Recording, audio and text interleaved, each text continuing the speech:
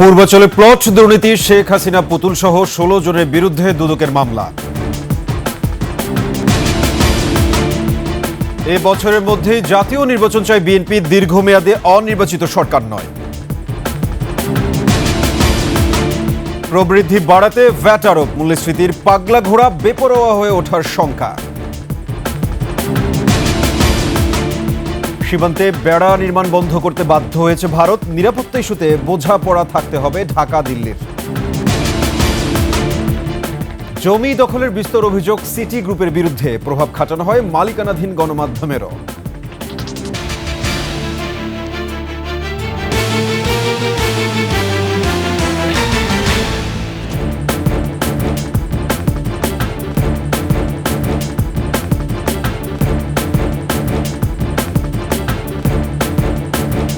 শুনছিলেন সংবাদ শিরোনাম, আমন্ত্রণ রাতের ২১ সংবাদে, সাথে আছে আমি সাব্বির আহমেদ।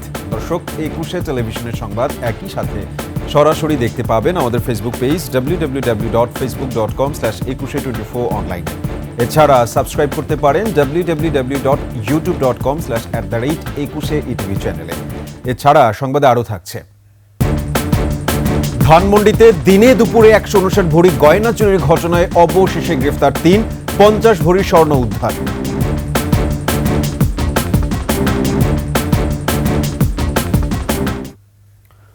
পূর্বাচল নিউটাউন প্রকল্পে সরকারি প্লট বেআইনিভাবে নিজেদের নামে করে নেয়ার অভিযোগে আওয়ামী লীগের সভাপতি ও সাবেক প্রধানমন্ত্রী শেখ হাসিনা এবং মেয়ে সাইমা ওয়াজেদ পুতুল সহ ১৬ জনের বিরুদ্ধে মামলা করেছে দুর্নীতি দমন কমিশন দুদক। এছাড়া এই অনিয়মের সহযোগিতার অভিযোগে আরও ১৪ জনকে আসামি করা হয়েছে মামলায়। রোববার দুদক সমন্বিত কার্যালয়ে ঢাকা ১-এ মামলাটি করা হয়। বিস্তারিত জানাচ্ছেন দীপু শিকদার। ক্ষমতাচ্যুত আওয়ামী লীগ সরকারের আমলে পূর্বাচল নিউটাউন প্রকল্পের ২৭ নম্বর সেক্টরের কূটনীতিক জোনের ২০৩ নম্বর সড়কের আশপাশের এলাকায় শেখ হাসিনা, তার ছেলে সজীব ওয়াজেদ জয়, মেয়ে সাইমা ওয়াজেদ পুতুল, ছোট বোন শেখ রেহানা এবং তার ছেলে মেয়ে রাদওয়ান মুজিব সিদ্দিকী ও আজমিনা সিদ্দিকীর নামে ১০ কাঠা করে ৬টি প্লটে ৬০ কাঠা জমি বরাদ্দ দেয় রাজধানী উন্নয়ন কর্তৃপক্ষ রাজুক। ২০২২ সালের আগস্ট থেকে অক্টোবরের মধ্যে বরাদ্দপত্র দেয়া হয়। ওই বছরেই রেজিস্ট্রি সম্পন্ন হয়। শেখ হাসিনা ও তার পরিবারের ৫ সদস্যের নামে পূর্বাচলে প্লট বরাদ্দে অনিয়ম নিয়ে সংবাদ মাধ্যমে আসা অভিযোগ তদন্তে ৩ সদস্যের কমিটি গঠন করে দেয় হাইকোর্ট। দুদকের অনুসন্ধান শুরু হয় গত ডিসেম্বরে, আর অনুসন্ধান শেষে মামলা অনুমোদনের পর রোববার এ নিয়ে মামলা দায়ের হলো। এজাহারে পুতুল ১ নম্বর আসামি আর শেখ হাসিনাকে ২ নম্বর আসামি করা হয়েছে। তবে শেখ হাসিনা পরিবারের অন্য ৪ সদস্যকে আসামি করা হয়নি এই মামলায়। পরস্পর যোগসাজশে পূর্বাচল আবাসন প্রকল্পের অভিযোগ সংশ্লিষ্ট জনাব সাইমা ওয়াজেদ প্লটের বাস্তব দখল সহ রেজিস্ট্রেশন মূলে প্লট গ্রহণ করার অপরাধে মামলা রুজু করা হয়েছে। শেখ হাসিনা সাবেক প্রধানমন্ত্রী সহ জাতীয় গৃহায়ণ কর্তৃপক্ষ এবং রাজুকের সংশ্লিষ্ট কর্মকর্তা সহ মোট ১৬ জনের বিরুদ্ধে আলোচ্য মামলাটি রুজু করা হয়েছে। মামলার অন্য আসামিদের বিষয়েও কথা বলেন দুদক মহাপরিচালক। প্রকল্পের বরাদ্দ বিষয়ক দায়িত্বপ্রাপ্ত গণকর্মচারী, জাতীয় গৃহায়ণ ও গণপূর্ত মন্ত্রণালয়ের বিভিন্ন পর্যায়ের কর্মকর্তা, রাজধানী উন্নয়ন কর্তৃপক্ষ ঢাকার বিভিন্ন পর্যায়ের কর্মকর্তা, দণ্ডবিধির সংশ্লিষ্ট ধারা এবং দুর্নীতি প্রতিরোধ আইন ১৯৪৭-এর ৫-২ ধারায় আজ একটি মামলা রুজু করা হয়েছে। দুর্নীতির বিরুদ্ধে জিরো টলারেন্স নীতির কথা পুনর্ব্যক্ত করেন দুদকের ডিজি। আইন ও বিধি অনুসরণ করে সব ধরনের কার্যক্রম গ্রহণ করবে। দীপু শিকদার, ২১ টেলিভিশন, ঢাকা। টিউলিপ সিদ্দিকের সম্পদ ব্যবহারকে সরাসরি ডাকাতির সঙ্গে তুলনা করে তাকে প্রকাশ্যে ক্ষমা চাইতে বললেন প্রধান উপদেষ্টা ডক্টর মোহাম্মদ ইউনূস। ব্রিটিশ সংবাদ মাধ্যম দ্য সানডে টাইমসকে দেয়া বিশেষ সাক্ষাৎকারে এমনটা বলেন তিনি। তদন্তে টিউলিপের ওইসব সম্পদ অবৈধ প্রমাণিত হলে তা ফিরিয়ে দেওয়ারও আহ্বান জানান তিনি। এদিকে মন্ত্রিত্বের পদ থেকে তাকে বরখাস্তের দাবি উঠেছে যুক্তরাজ্যে। বিস্তারিত দুলি মল্লিকের রিপোর্টে। লন্ডনে বিনামূল্যে ফ্ল্যাট, বাংলাদেশে পারমাণবিক বিদ্যুৎ প্রকল্প থেকে ৩.৯ বিলিয়ন পাউন্ড অর্থ আত্মসাৎ সহ একের পর এক অভিযোগের মুখে যুক্তরাজ্যের ইকোনমিক সেক্রেটারি টিউলিপ সিদ্দিক। বাংলাদেশে গণ অভ্যুত্থানে ক্ষমতাচ্যুত প্রধানমন্ত্রী শেখ হাসিনার বোন শেখ রেহানার মেয়ে টিউলিপ। যুক্তরাজ্যে আর্থিক খাতে দুর্নীতি বন্ধের দায়িত্বে থাকা এই মন্ত্রী এখন দুর্নীতির বিস্তর অভিযোগে অভিযুক্ত। তাকে নিয়ে এবার মন্তব্য করলেন অন্তর্বর্তী সরকারের প্রধান উপদেষ্টা ডক্টর মোহাম্মদ ইউনূস। ব্রিটিশ সংবাদ মাধ্যম দ্য সানডে টাইমসকে দেয়া বিশেষ সাক্ষাৎকারে টিউলিপের সম্পদের ব্যবহারকে স্পষ্ট ডাকাতি আখ্যা দেন ডক্টর ইউনূস। প্রকাশ্যে ক্ষমাও চাইতে বলেন তিনি। টিউলিপের ব্যবহৃত লন্ডনের সম্পদের বিষয়ে সুষ্ঠু তদন্ত হওয়া উচিত বলে মনে করেন ডক্টর ইউনূস। একই সঙ্গে তার এসব সম্পদ অবৈধ প্রমাণিত হলে তাৎক্ষণিকভাবে ফিরিয়ে দেওয়ারও দাবি জানান বাংলাদেশের সরকার প্রধান। ডক্টর ইউনূসের এ মন্তব্যের পর টিউলিপের বিরুদ্ধে সরব হয়েছে যুক্তরাজ্যের বিরোধী দল টরি পার্টি। এরই মধ্যে তাকে বরখাস্তের দাবি জানিয়েছেন বিরোধী দলীয় এমপি কেমি বেইডনক। যুক্তরাজ্য সরকারের ছায়া চ্যান্সেলর মেল স্ট্রাইডো টিউলিপকে পদ থেকে সরানোর জোরালো দাবি জানান। এ অবস্থায় টিউলিপের বিরুদ্ধে অপ্রকাশিত সম্পদ প্রকাশে আদেশ জারি করতে জাতীয় অপরাধ সংস্থা NCA-কে চিঠি দিয়েছেন টরি নেতা সুসান হল। দুলি মল্লিক, ডেস্ক রিপোর্ট, 21 টেলিভিশন। দীর্ঘমেয়াদে জনগণের কাছে অনির্বাচিত সরকারের গুরুত্ব থাকে না। এবছরের মধ্যেই জাতীয় নির্বাচন চায় বিএনপি। ইইউ রাষ্ট্রদূতের সাথে বৈঠকে বিএনপির এমন অবস্থান তুলে ধরেন দলের মহাসচিব মির্জা ফখরুল ইসলাম আলমগীর। বিকেলে গুলশানে বিএনপি চেয়ারপারসনের কার্যালয়ে দলের মহাসচিব মির্জা ফখরুল ইসলাম আলমগীরের নেতৃত্বে প্রতিনিধি দলের সাথে বৈঠক করেন ঢাকায় ইউরোপীয় ইউনিয়নের রাষ্ট্রদূত মাইকেল মিলার। ঘণ্টাব্যাপী বৈঠক শেষে বিএনপির স্থায়ী কমিটির সদস্য আমির খসরু মাহমুদ চৌধুরী জানান, আগামী নির্বাচন, অর্থনীতি ও সংস্কারের রোডম্যাপ নিয়ে আলোচনা হয়েছে। ক্ষমতায় গেলে দেশের স্বার্থে অন্তর্বর্তী সরকারের নেয়া অর্থনৈতিক সিদ্ধান্তের ধারাবাহিকতা ধরে রাখার প্রতিশ্রুতি দেয় বিএনপি। মূলত নির্বাচনের রোডম্যাপ এই প্রশ্নটা নিয়ে আলোচনা হয়েছে এবং আমাদের পক্ষ থেকে যেটা আমরা সবসময় বলে আসছি যে এই বছরের মধ্যে নির্বাচন সম্পন্ন হওয়া অত্যন্ত জরুরি এবং অন্য কোনো ভাবনা দিকে না গিয়ে সরাসরি জাতীয় নির্বাচনের দিকে গিয়ে দেশের আগামী দিনে একটি নির্বাচিত সরকারের হাতে ক্ষমতা হস্তান্তর করে বাংলাদেশে গণতান্ত্রিক প্রক্রিয়া অব্যাহত রাখার জন্য। ট্যাক্স জিডিপি শক্তিশালী করতেই ভ্যাট বৃদ্ধি করা হয়েছে বলে জানিয়েছেন প্রধান উপদেষ্টার প্রেস সচিব। রোববার ফরেন সার্ভিস একাডেমিতে আয়োজিত নিয়মিত সংবাদ সম্মেলনে তিনি এ মন্তব্য করেন। সরকারের পক্ষ থেকে এ সময় তিনি আরও বলেন, বিভিন্ন পণ্য ও সেবায় ভ্যাট বাড়লেও সাধারণ মানুষের উপর খুব বেশি প্রভাব পড়বে না। বিস্তারিত সিরাত আল মুস্তাকিমের রিপোর্টে। গভর্নমেন্টের ট্যাক্স বাড়ানোর মধ্য দিয়ে দেশকে একটি নির্ভরযোগ্য জায়গায় নিতে চায় সরকার।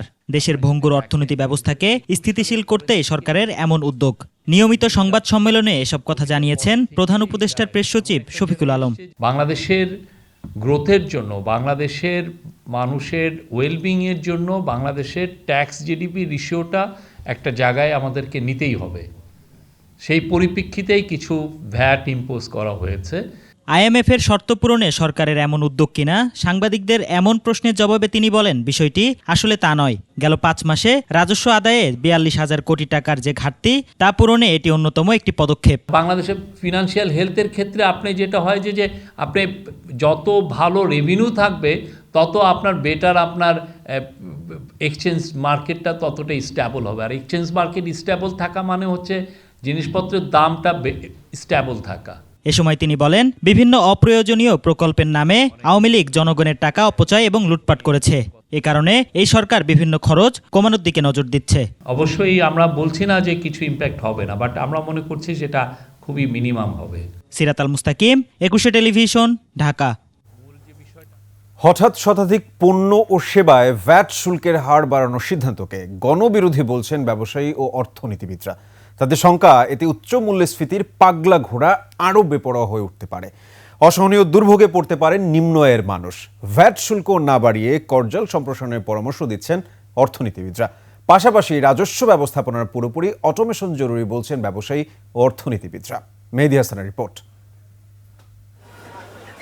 রাজস্ব আদায়ে গতি নেই, নতুন করে আর নোট না ছাপানোর পরামর্শ আছে উন্নয়ন সহযোগীদের। এমন বাস্তবতায় অর্থের সংস্থানে হন্যে হয়ে খুঁজছে সরকার, নিচ্ছে ভ্যাট শুল্ক বাড়ানোর মতো অজনপ্রিয় পদক্ষেপ। বিদেশি আঙ্গুর, আনার, আপেল বা কমলার মতো ফলগুলো কয়েক বছর আগেও সাধারণ মানুষের ক্রয়সীমার মধ্যেই ছিল, কিন্তু ডলারের বিপরীতে টাকার দরপতনের পাশাপাশি দফায় দফায় কর বৃদ্ধিতে এসব এখন শুধুই উচ্চবিত্তের পণ্য। পার কার্টনে আপনার 3 থেকে 400 টাকা বেশি দিয়ে কিনতে হইতেছে, তো এটাতে দাঁড়ায় প্রতি কেজিতে, ফলের কেজিতে প্রায় আপনার 40 থেকে 50 টাকা আমরা কেজিতে বেশি করে বিক্রি করতে হয় আর কি। গত 2-3 দিন আগে ছিল সবুজ আপেল 300 টাকা, আজকে বিক্রি করি 320 টাকা, 330 টাকা, এরকম চলতে আছে। বেদানা 600, 620। এদিকে রেস্তোরাঁর খাবারেও ভ্যাট 5% থেকে বাড়িয়ে 15% করা হয়েছে। এতে খাবারের দাম শিগগিরই বাড়বে বলছেন রেস্তোরাঁ মালিকরা। অবশ্যই বাড়ানোর দরকার, কিন্তু এই মুহূর্তে আমরা চারপাশে আরও রেস্টুরেন্ট আছে, এদের সাথে কথা বলতে হইবে, এরা যেভাবে বাড়াইবে ওইভাবে চিন্তা ভাবনা করতে হবে সবাই মিলে। যেহেতু ওই যে খাবারটা ব্যাটটা বাড়ছে, ওই ব্যাটটার সাথে খাবারের অ্যাডজাস্ট হয়ে গেছে, অ্যাডজাস্ট হওয়ার কারণে খাবারের দামটা বেড়ে গেছে। একইভাবে মোবাইল ফোনের সেবা, ব্রডব্যান্ড ইন্টারনেট, এলপি গ্যাস সহ শতাধিক পণ্যের শুল্ক কর বাড়িয়েছে সরকার, যাতে বাড়তি আদায় হবে 12,000 কোটি টাকা। ব্যবসায়ীরা বলছেন এসব শুল্ক কর প্রাথমিকভাবে তাদের দিতে হলেও শেষ পর্যন্ত তা ভোক্তাদের পকেট থেকেই যাবে। যদি গ্যাসের মূল্য 2.5 গুণ বৃদ্ধি পায় অথবা আমাদের উপরে যদি 5% জায়গায় 15% ব্যাট ডাইরেক্টলি ইম্পোজ করা হয়, তাহলে 10% প্রোডাক্টের দাম গ্যাস বৃদ্ধি মিলায় প্রত্যেকটা প্রোডাক্টের দাম 20 থেকে 25% বৃদ্ধি করা ছাড়া আমাদের পক্ষে টিকে থাকা কোনোভাবেই সম্ভব নয়। অর্থনীতিবিদরা বলছেন আইএমএফ এর চাপে করের হার বৃদ্ধি করে আদায় বাড়ানোর সহজ পথে হেঁটেছে সরকার, যাতে চাপে পড়বে সাধারণ মানুষ। আইএমএফ এর যে একটা চাপ আছে, সেই চাপটা আর বোধহয় বাইপাস করার কোনো অপশন খুঁজে পাচ্ছে না। সুতরাং এই কারণেই কিন্তু এই মাঝপথে এসে একটা জনবিরোধী বলবো আমি একটা সিদ্ধান্ত নিতে হচ্ছে। করজাল সম্প্রসারণ, বড় প্রতিষ্ঠানগুলোর কর ফাঁকি রোধ এবং অটোমেশনের মতো পদক্ষেপ নিলে হার না বাড়িয়েও বাড়তি রাজস্ব আদায় সম্ভব বলছেন এই অর্থনীতিবিদ। করের নেটটা বাড়াতে হবে, পাশাপাশি এই যে কর ফাঁকি দেওয়ার যে একটা সংস্কৃতি আছে, আপনি এনবিআর এর সাথে কথা বলে দেখবেন অনেক বড় বড় প্রতিষ্ঠান আছে যেগুলোতে এই ট্যাক্স ফাঁকির ফাইল ঝুলছে। এবং আরেকটা হলো যে কর অব্যাহতি দেওয়ার যে একটা সংস্কৃতি। সরকারের আয় বাড়ানোর পাশাপাশি ব্যয় সংকোচনেরও পরামর্শ দিচ্ছেন অর্থনীতিবিদরা। ড্রাস্টিক্যালি কমানো উচিত সরকারি ব্যয়। মেহেদী হাসান, 21 টেলিভিশন, ঢাকা। অংশীজনের সঙ্গে কোনো আলোচনা না করেই ভ্যাট শুল্ক বৃদ্ধির পদক্ষেপকে আত্মঘাতী বলছেন রাজনীতিবিদরা। 2024-25 অর্থ বছরের মাঝপথে এসে শতাধিক পণ্য ও সেবার উপর কর বৃদ্ধিতে সাধারণ মানুষ দুর্ভোগে পড়বে বলেও মনে করছেন তারা। সোহেল সামির রিপোর্ট। নিত্যপণ্যের মূল্য বৃদ্ধিতে এমনিতেই কষ্টে আছে সাধারণ মানুষ। অনেক পণ্য চলে গেছে নিম্নবিত্তের নাগালের বাইরে, তার উপর আবার নতুন করে শতাধিক পণ্য ও সেবার উপর ভ্যাট ও শুল্ক বৃদ্ধি করল সরকার, যা অনেকটা মরার উপর খাড়ার ঘা। আমার খুব ভাবতে অবাক লাগে যে উপদেষ্টা পরিষদে এটা একমত হলেন কিভাবে ওনারা। সাধারণ মানুষ যদি রাস্তায় নেমে আসে তখন কিন্তু দেখা যাবে যে ওনারা হয়তো বলবেন যে সংস্কার করা যাচ্ছে না, পলিটিক্যাল পার্টিগুলো কোনো সহযোগিতা করছে না। পলিটিক্যাল পার্টিগুলো তো সহযোগিতা দিচ্ছে। আমরা তো চাই যে আপনার আমাদের সাথে তো আপনার এই বিষয়গুলো নিয়ে কোনো কনসাল্ট করেন নাই। ইন্টারনেট সেবার উপরে ভ্যাট বসানো মানে বাংলাদেশের কোটি কোটি জনগোষ্ঠীকে শিক্ষা, স্বাস্থ্য এবং চিকিৎসা থেকে বঞ্চিত করা। রাজনৈতিক দলগুলো সরকারের এই পদক্ষেপে অবাক। অংশীজনদের সাথে পরামর্শ না করে এই ধরনের সিদ্ধান্তকে হটকারী বলছেন তারা। এই বিষয়টা তো গতকালকে থেকেই বেশি আলোচনা এসেছে। আমরা খুব শীঘ্রই এই ব্যাপারে আমাদের কর্মসূচি দিব। আমরা সকল রাজনৈতিক দলই একটা ঐক্যমতে পৌঁছাবো যে এই ধরনের জনমানুষের দুর্ভোগ সৃষ্টিকারী ভ্যাট এটা আমরা মানব না। দল এই ব্যাপারে আলোচনা করছে এবং আমরা বিভিন্ন পলিটিক্যাল মিটিংগুলোতে সরকারকে আহ্বান জানাচ্ছি। যদি সরকার আমাদের এই আহ্বানে সাড়া না দেয় তাহলে আমরা নিশ্চয়ই জনগণকে সাথে নিয়েই আমরা কর্মসূচিতে যাব। এ সময় ভ্যাট ও শুল্ক বৃদ্ধির অধ্যাদেশ বাতিলের দাবিও জানিয়েছেন তারা। তাহলে এই টাকা খরচ করে এই পণ্য। সোহেল সামি, 21 টেলিভিশন, ঢাকা। পণ্য কেনাকাটা ও সেবা নিতে আগের চেয়ে বাড়তি শুল্ক ও করের বোঝার ভারে নাভিশ্বাস উঠে গেছে সাধারণ মানুষের। বিশেষ করে হোটেলের খাবার, প্রয়োজনীয় ওষুধ, মুঠোফোন সেবায় বাড়তি পয়সা গুনে নাকাল জনজীবন। সাধারণ মানুষের প্রতিক্রিয়া নিয়ে আকবর হোসেন সুমনের প্রতিবেদন। 40 টাকা লাগে দেখে এক পাতা নিছি না, অর্ধেক 20 টাকা দেখি। রাজাবাজারের আনোয়ারা খাতুন পেশায় গৃহকর্মী, বয়সের ভারে নানান রোগে আক্রান্ত। তাই তাকে নিয়ম করেই দ্বারস্থ হতে হয় ফার্মেসির। ওষুধের দাম বাড়ানোর কারণে প্রয়োজনের তুলনায় নিতে হয় অর্ধেক। আমি কম দামের দাম আর খোলা কয় যে মা কম দামের ডাকায়ও, কম দামের ডাকাইলেই বেশি দামের ডাকায়ও না। প্রায় ৮০টি ওষুধের ওপর ভ্যাট বসানোই হতাশ সাধারণ মানুষ। আমি শুনেছি ৭৯টা বা ৬৯ এরকম মেডিসিনের উপরে ভ্যাট বসানোর কথা, কিন্তু এটা এখন পর্যন্ত আমাদের কান পর্যন্ত আসেনি। আর এখন খালি ওষুধের দাম বাড়ায়, যদি রেমেডি হয় তাহলে বাকি সব কিছুর দাম কমায় দেখ। অন্তত এক বেলাও যার হোটেলে খাবার অভ্যেস, বাড়তি দামের জন্য মুখ ফিরিয়ে নিচ্ছেন সেই সব নিয়মিত ভোক্তারাও। আলু ভর্তা ডাল খেলেও তো ১২০ টাকা মতন বইটা যেতে চাই, আগে ৬০-৭০ টাকা এখন ১২০ টাকা ৮০ টাকা 100 টাকা দিতে কোনো ডাল ভাতে খাওয়ানো যায় না। তা আমরা চলবো কীভাবে, ইনকাম কি? আইটেমের উপরে দাম বেড়ে গেছে, যার কারণে আমাদের সমস্যা আর কি, কাস্টমার কম। এখন কাস্টমারকে হ্যান্ডেল করার জন্য আমাদের অনেক কিছু বলতে হয়, কিন্তু হঠাৎ করে ব্যাটটা এতটুকু বাড়ার কারণে একটু আমাদের এফেক্টিভ যেমন হবে, ব্যবসায়িক যারা করে, কাস্টমার যারা খেতে আসে তাদেরও একটু সমস্যা হবে। পচনশীল পণ্য ফলও বাদ যায়নি ভ্যাটের থাবা থেকে। ক্রেতাশূন্য দোকানে মাথায় হাত ব্যবসায়ীর। ফলে ট্যাক্স বাড়াইছে, ট্যাক্স বাড়ানোর কারণে এখন সব কিছুর দামই বাইরে গেছে। কাঁচামালের উপরে এভাবে ট্যাক্স বাড়ানোটা ঠিক হয় নাই। কথার ওপরও অস্বাভাবিক ভ্যাট, তাই ক্ষুব্ধ মুঠোফোন ব্যবহারকারীরাও। আমরা যারা জব করি বা যারা ব্যবসাকারীদের প্রতিনিয়ত মোবাইলে কথা বলতে হয় ক্লায়েন্টদের সাথে, এবং ওভারসিজ কম্বিনেশন করতে হয়, সেক্ষেত্রে এই চার্জটা অনেক হিউজ হয়ে যাচ্ছে। রোজগারের তুলনায় ব্যয়ের পাগলা ঘোড়াটা লাগামহীন, তারপরও ভ্যাটের বাড়তি চাপে অতিষ্ঠ সাধারণ মানুষ। আকবর হোসেন সুমন, ২১শে টেলিভিশন, ঢাকা। নিরাপত্তার অজুহাতে সীমান্তে ভারতীয় কর্মকাণ্ডের বিষয়ে শক্তি বাড়িয়েছে বাংলাদেশ। কাঁটাতারের বেড়া নির্মাণ বন্ধ করতে বাধ্য হয়েছে ভারত। প্রয়োজনে আরও কঠোর অবস্থানে যাওয়া হবে বলে জানিয়েছে স্বরাষ্ট্র উপদেষ্টা জাহাঙ্গীর আলম চৌধুরী। প্রণব চক্রবর্তীর রিপোর্ট। গেল কিছুদিন ধরেই নিরাপত্তার কথা বলে সীমান্তে সিসি ক্যামেরা সহ উন্নত প্রযুক্তির ডিভাইস বসিয়েছে ভারত। বিভিন্ন সীমান্তে নিয়ম বহির্ভূতভাবে দিয়েছে কাঁটাতারের বেড়া। তৈরি হয়েছে বিজিবি বিএসএফ উত্তেজনাও। এ অবস্থায় করণীয় ঠিক করতে আইন শৃঙ্খলা রক্ষা বাহিনীর সাথে বৈঠক শেষে গণমাধ্যমের মুখোমুখি হন স্বরাষ্ট্র উপদেষ্টা জাহাঙ্গীর আলম চৌধুরী। বাংলাদেশের সাথে আগে যে চুক্তি ছিল তা লঙ্ঘন করে সীমান্তে ৩,২৭১ কিলোমিটারের বেশি কাঁটাতারের বেড়া দিয়েছে ভারত, যা আন্তর্জাতিক আইনের লঙ্ঘন। ৪,১৫৬ কিলোমিটার সীমান্তের ভিতরে ৩,২৭১ কিলোমিটার স্থানে তারা কাঁটাতারের বেড়া দেওয়া সম্পন্ন করছে। বাকি আছে ৮৮৮৫। ২০১০ সাল থেকে ২০২৩ সালের ভিতরে এরা কতগুলি অসম কাজ, যেটা মানে ইন্ডিয়ার করা উচিত হয় নাই, বাট আমাদের এই আগের সরকার তাদের কতগুলি একটা সুযোগ দিয়েছে। বিজিবির সাথে আমাদের জনগণ খুব শক্ত অবস্থান নেওয়ায় এরা কিন্তু অন্যান্য জায়গা থেকে কাজ তারা বন্ধ করতে বাধ্য হয়েছে। স্বরাষ্ট্র উপদেষ্টা জানান, এরই মধ্যে ভারতকে এ বিষয়ে বার্তা দেয়া হয়েছে। জাতীয় স্বার্থে কঠোর অবস্থানে আছে বাংলাদেশ।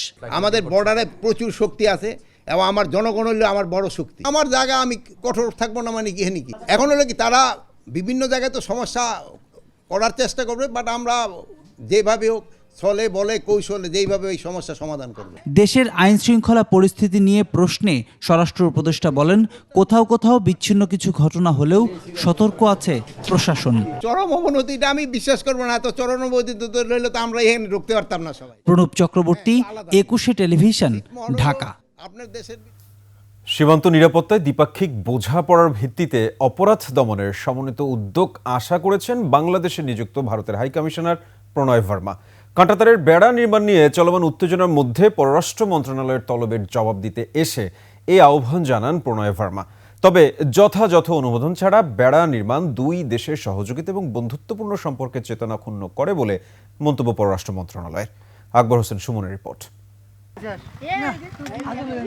বাংলাদেশ ভারত সীমান্তের একটি অংশে কাঁটাতারের বেড়া নির্মাণ নিয়ে প্রায় সপ্তাহ ধরে চলে উত্তেজনা। এই ঘটনায় উভয় দেশের সীমান্ত রক্ষা বাহিনীর টহল জোরদার করা হয়েছে।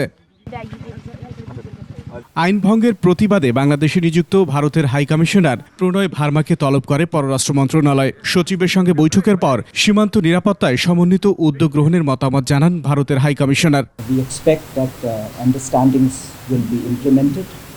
and that there will be a cooperative approach to combating crime. অবৈধ চোরাচালান ও অনুপ্রবেশ বন্ধে অপরাধ মুক্ত সীমান্ত মিশনের প্রসঙ্গটিও তুলে ধরেন high commissioner. India's commitment to ensuring a crime-free border, effectively addressing the challenges of smuggling, movement of criminals and trafficking. We have an understanding with regard to fencing the border for security. তবে প্রতিশ্রুতি দিয়েও সীমান্তে ভারতের হত্যাকাণ্ড অব্যাহত রাখায় উদ্বেগ প্রকাশ করেছে পররাষ্ট্র মন্ত্রণালয়। এই ধরনের কার্যকলাপ বিশেষত কাঁটাতারের বেড়া নির্মাণের অনুমোদনহীন প্রচেষ্টা এবং বিএসএফের সংশ্লিষ্ট প্রায়োগিক কর্মকাণ্ড দুদেশের সীমান্তে উত্তেজনা সৃষ্টি করেছে। এটি একটি গুরুতর উদ্বেগের বিষয় যে ভারতীয় কর্তৃপক্ষ বারবার প্রাণঘাতী কৌশল এবং হত্যা বন্ধ করার দৃঢ় প্রতিশ্রুতি দেওয়ার পরেও এই ধরনের হত্যাকাণ্ড অব্যাহত রয়েছে। সীমান্তে উত্তেজনা ছড়ায় এমন উস্কানিমূলক পদক্ষেপ থেকে ভারতকে বিরত থাকারও আহ্বান জানানো হয় ঢাকার পক্ষ থেকে। বেড়া নির্মাণ দুই প্রতিবেশী দেশের মধ্যে সহযোগিতা এবং বন্ধুত্বপূর্ণ সম্পর্কের চেতনাকে ক্ষুণ্ণ করেছে। আকবর হোসেন সুমন, 21 টেলিভিশন, ঢাকা। নারায়ণগঞ্জের রূপগঞ্জে মানুষের জমি দখলের বিস্তর অভিযোগ সিটি গ্রুপের বিরুদ্ধে। এ কাজে পেশি শক্তির পাশাপাশি নিজেদের মালিকানাধীন গণমাধ্যমকেও ব্যবহার করেছে প্রতিষ্ঠানটি। বৃহৎ এই ব্যবসায়ী গ্রুপটির ক্ষমতার কাছে অসহায় স্থানীয় গ্রামবাসী। নারায়ণগঞ্জ প্রতিনিধি রবিউল ইসলামকে সাথে নিয়ে আরও জানাচ্ছেন মেহেদি হাসান। ছোট্ট এই দোকানটি এখন রেনু বেগমের একমাত্র ঠিকানা। এই দোকানের উপার্জনই তিনি ও তার 2 সন্তানের একমাত্র অবলম্বন। দোকানের একপাশে 2 সন্তান নিয়ে কোনোমতে থাকার ব্যবস্থা। অথচ 2020 সালেও এই দোকানেরই ঠিক বিপরীতে প্রায় 2 বিঘার বড় বাড়ি ছিল তার, যা এখন সিটি গ্রুপের সুউচ্চ সীমানা প্রাচীরের ভেতরে। জমি পুনরুদ্ধারে বিশাল শিল্প গ্রুপটির বিরুদ্ধে মামলা লড়ছেন তিনি। উচ্চ আদালতের রায়ও পেয়েছেন, কিন্তু তারপরও জমি বুঝে পাননি। আমি থাকি টঙ্গরে, আমার জায়গা জমিন সব নিয়ে গেছে সিটি গ্রুপ। বলছে ওদিকে বাড়া যাবি না ওদিকে বাড়া যাবি। আমি বলছি ঠিক আছে, আমাকে 8 দিনের সময় দেন। আমার ঘর ভাঙ্গা ফেলায়, ভাঙ্গার পরে আমি আবার হাইকোর্টে কান্নাকাটি কইরা মানুষের হাতে পায়ে দইরা, হ্যাঁ হাইকোর্ট আমার পক্ষে রায় দিছে।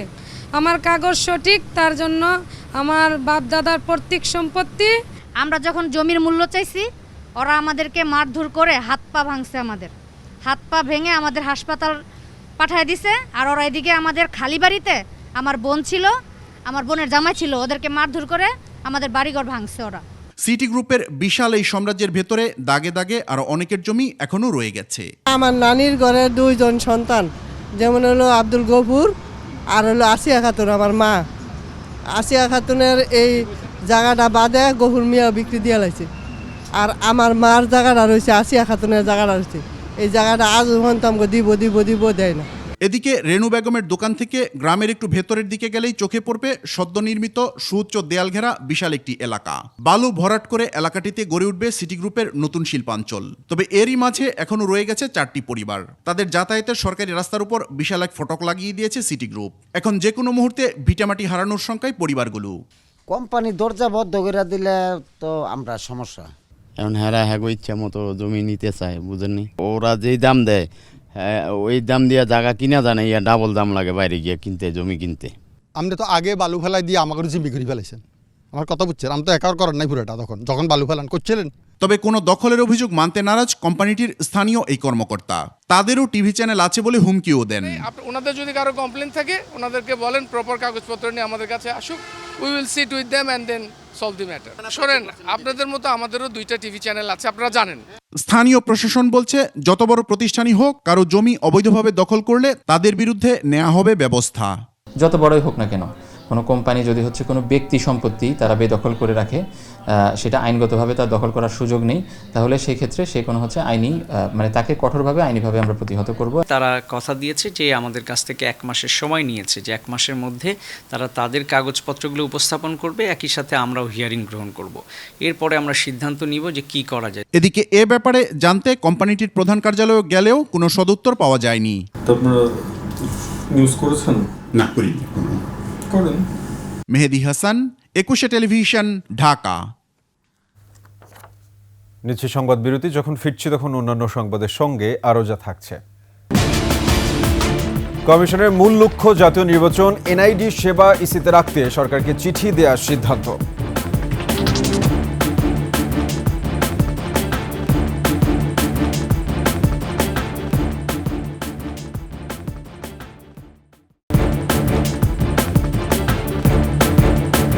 আমন্ত্রণ আবারও রাতের 21 সংবাদ। এদিকে লন্ডন ক্লিনিকে খালেদা জিয়াকে দেখতে গিয়েছিলেন বড় ছেলে বিএনপির ভাইস চেয়ারম্যান তারেক রহমান। সাংবাদিকরা তার প্রতিক্রিয়া জানতে চাইলে তিনি বলেন, আমরা সবাই সবার জন্য দোয়া করি। দেশবাসীর উদ্দেশ্যে কি আপনার দোয়া খাবার আছে? সবাই সবার জন্য দোয়া করতে হবে।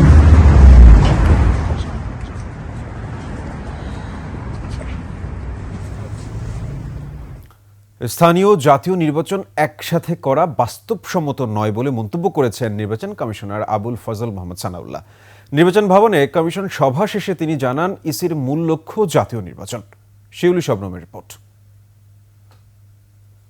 এনআইডি কার্যক্রম ইসির কাছ থেকে স্বরাষ্ট্র মন্ত্রণালয়ের সুরক্ষা সেবা বিভাগের অধীনে দিতে জাতীয় পরিচয় নিবন্ধন আইন 2023 করে বিগত আওয়ামী লীগ সরকার। সরকারের অধীনে এনআইডি কার্যক্রম ছেড়ে দেয়া নিয়ে পর্যালোচনায় বসে কমিশন। সেখানে ইসির অধীনে জাতীয় পরিচয়পত্র এনআইডি সেবা রাখতে সরকারকে চিঠি দেওয়ার সিদ্ধান্ত নেওয়া হয়। এই যে এনআইডিটা নিয়ে যাওয়া, এটা আমাদের সাংবিধানিক যে দায়িত্ব দেয়া আছে এবং সক্ষমতা দেয়া আছে নির্বাচন কমিশনকে, তার সাথে সাংঘর্ষিক এই জন্য যে আমাদের সংবিধান আমাদেরকে বলে দিয়েছে যে নির্বাচন কমিশন ভোটার তালিকা প্রস্তুত, নির্দেশ এবং নিয়ন্ত্রণের দায়িত্ব নির্বাচন কমিশনের। এই ডাটাবেস থেকে দুটো জিনিস এখন প্রডিউস হয়, একটা হচ্ছে ভোটার তালিকা আর একটা হচ্ছে এনআইডি। শুধু এই ডাটাবেসের উপর ভিত্তি করে শুধুমাত্র প্রিন্ট করার জন্য এনআইডিটা আরেকখানে যাওয়াটার আমরা যৌক্তিক মনে করি না। এদিকে জাতীয় নির্বাচনের আগে স্থানীয় সরকার নির্বাচন চায় না বলে নিজেদের অবস্থান পরিষ্কার করল নির্বাচন কমিশন। জাতীয় নির্বাচন ব্যাহত হতে পারে এমন কিছু থেকে দূরে থাকতে হবে, তবে সরকার চাইলে তার জন্য প্রস্তুত থাকবে কমিশন। জাতীয় নির্বাচন করতে হলে তার আগে কিন্তু আমাদেরকে একটা রিঅ্যাকশন টাইম দিতে হবে। তখন এমন কোনো ইভেন্ট আসা ঠিক হবে না যেটা জাতীয় নির্বাচনকে আপনার ব্যাহত করে। এগুলো বিবেচনা করে যে সিদ্ধান্ত নেবেন আমরা সেটা বাস্তবায়ন করব। তাতে যদি সরকার মনে করে কিছু নির্বাচন আগে করাবে, আমাদেরকে সেভাবে করতে হবে। তবে আমাদের অবস্থান হচ্ছে মূলত আমরা ওই জায়গাটাতে বলেছি যে সব নির্বাচন একসাথে করাটা সম্ভব নয়, আর সকল স্থানীয় সরকার নির্বাচন একসাথে করা সম্ভব নয়। এছাড়া ইভিএম মেশিনগুলো রক্ষণাবেক্ষণের দায়িত্ব বর্তমান কমিশনের অধীনে নেওয়ারও সিদ্ধান্ত হয় সভায়। জরুরি ভিত্তিতে এটার দায়িত্ব বুঝে নিব, রক্ষণাবেক্ষণ করব, তারপরে ভবিষ্যতে ইভিএম সংক্রান্ত যে সিদ্ধান্ত হবে সেই অনুযায়ী এটা ব্যবহৃত হবে। শিউলি শবনম, 21 টেলিভিশন, ঢাকা। বিডিআর হত্যাকাণ্ড মামলার বিচার কাজ রাজধানীর বকশীবাজার অস্থায়ী আদালত থেকে সরিয়ে কেরানীগঞ্জ কেন্দ্রীয় কারাগারে অস্থায়ী আদালতে স্থানান্তর করা হয়েছে। এ সংক্রান্ত একটি প্রজ্ঞাপন জারি করেছে আইন, বিচার ও সংসদ বিষয়ক মন্ত্রণালয়।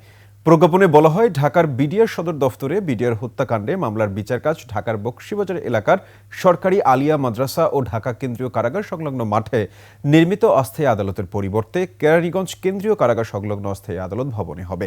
এতে আরও বলা হয়, এ লক্ষ্যে এই বিভাগের 2010 সালের 28 ডিসেম্বর জারিকৃত আদেশ বাতিল করা হলো। রাষ্ট্রপতির আদেশক্রমে জারি করা এই আদেশ অবিলম্বে কার্যকর করা হবে বলেও প্রজ্ঞাপনে উল্লেখ করা হয়। 8 মিনিটে 159 ভরি গয়না চুরি, তাও আবার দিনে দুপুরে রাজধানীর ধানমন্ডিতে। সীমান্ত সম্ভার কমপ্লেক্সের স্বর্ণের দোকান থেকে অবিশ্বাস্য এই চুরির ঘটনায় অবশেষে 3 জনকে গ্রেপ্তার করেছে ঢাকা মহানগর গোয়েন্দা পুলিশ। গ্রেপ্তারকৃতদের কাছ থেকে পাওয়া তথ্যে কুমিল্লার একটি গয়নার দোকান থেকে 50 ভরি স্বর্ণ উদ্ধারও করেছে তারা। বিস্তারিত জানাচ্ছেন দীপু শিকদার।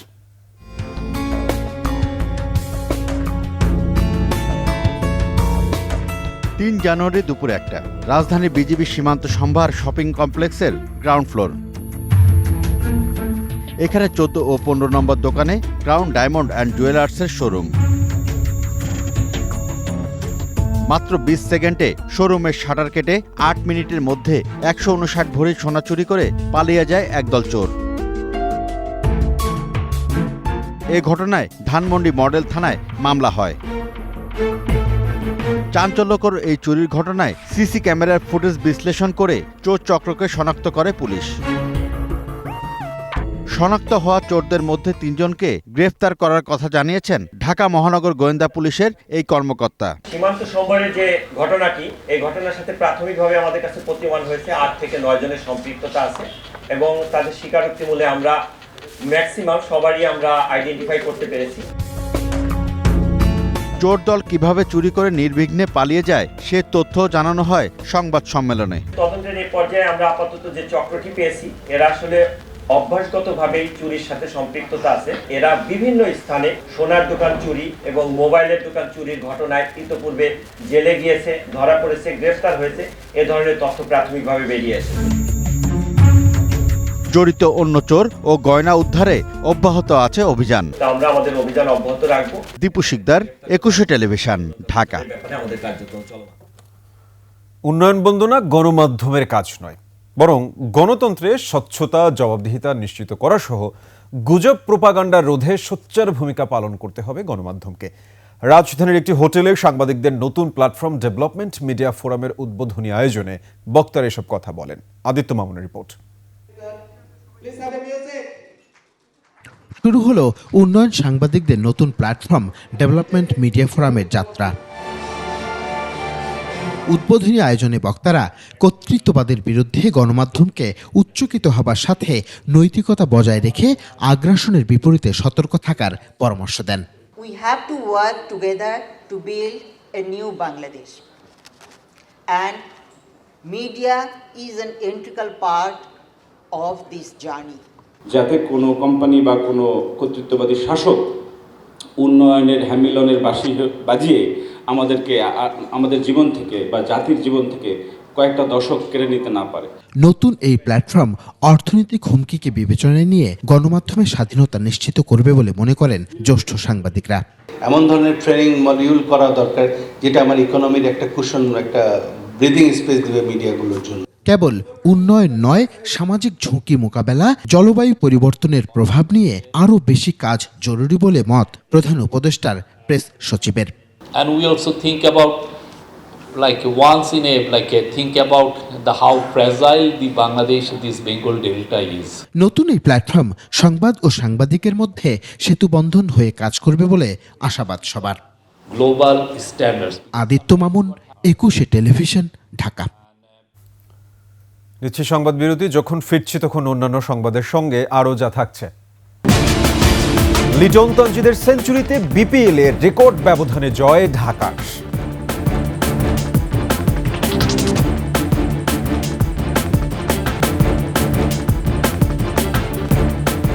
আমন্ত্রণ আবারও রাতের 21 সংবাদে। এবার আভিভা ফিন্যান্স লিমিটেড বাণিজ্য সংবাদ।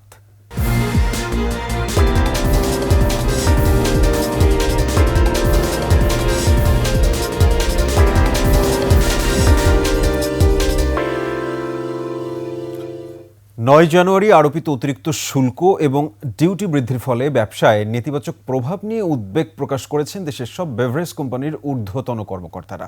রোববার রাজধানীর একটি অভিজাত হোটেলে বাংলাদেশ বেভারেজ ম্যানুফ্যাকচারার্স এর আয়োজনে অনুষ্ঠিত সংবাদ সম্মেলনে এসব কথা বলেন তারা দাবি করেন এই শুল্ক বৃদ্ধি পণ্যের দাম আরও বাড়াবে, যা ভোক্তার ক্রয় সীমার বাইরে চলে যেতে পারে এবং বেভারেজ শিল্প সংকুচিত হতে পারে। এতে আর্থিক ক্ষতির পাশাপাশি সরকারের রাজস্ব হারানোর কথাও জানান তারা। পাশাপাশি দেশীয় বাজারে বিদেশি পণ্যের প্রসারের আশঙ্কাও রয়েছে। সম্মেলনে সরকারের কাছে শুল্ক কমানোর জোর দাবি জানিয়ে এই খাতের সুষ্ঠু প্রবৃদ্ধি ত্বরান্বিত করতে সহযোগিতা কামনা করেন তারা।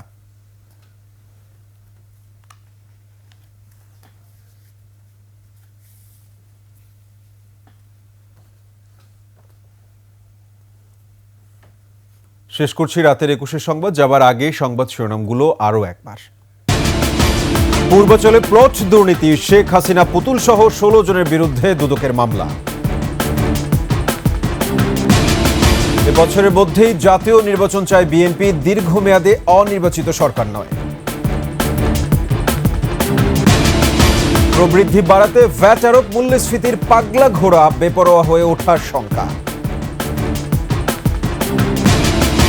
সীমান্তে বেড়া নির্মাণ বন্ধ করতে বাধ্য হয়েছে ভারত, নিরাপত্তা ইস্যুতে বোঝাপড়া থাকতে হবে ঢাকা দিল্লির। জমি দখলের বিস্তর অভিযোগ সিটি গ্রুপের বিরুদ্ধে, প্রভাব খাটানো হয় মালিকানাধীন গণমাধ্যমেরও।